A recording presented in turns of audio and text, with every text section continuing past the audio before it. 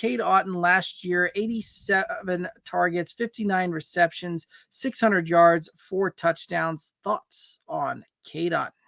So a lot of Cade Otton's production came pretty late last year, with the injuries to Chris Godwin and Mike Evans. And so I think 24 is probably pretty safe. He's just not high enough on the pecking order in Tampa Bay's offense. On top of the fact that they drafted Mbuka to kind of have some insurance at receiver, and you have Johnson, who did really well for him last year too. There's just it's not a tight end centric offense. So he's going to have a couple splash weeks for sure. Maybe he ends up with 70 yards and a touchdown one week, but definitely a second or third tight end option for a best ball league. He's not the guy that you want to start your room with. Yeah.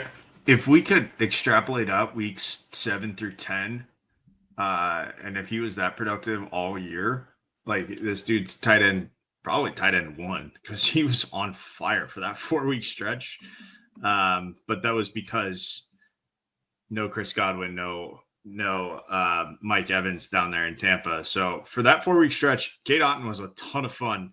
And I had some shares of him last year during that 4-week stretch, but it was slim pickings once those guys came back, and then he didn't play the last 3 games of the season. So yeah, I think where he's at is a fair value for him. It is not a guy that I'm looking to draft in any way, shape, or form. He's a stringer candidate, but you bet your backside if I see some of those receivers getting hurt again down in Tampa, hunting where Cade Otton is.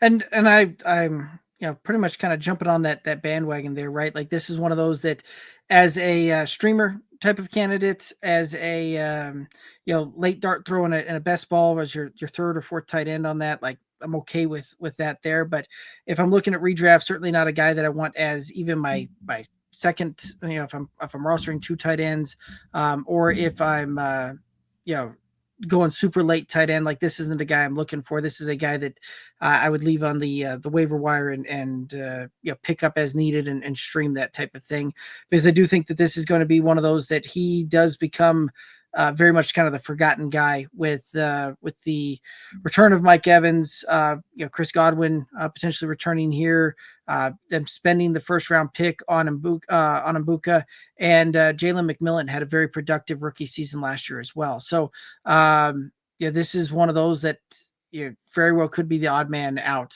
when it comes to production this year.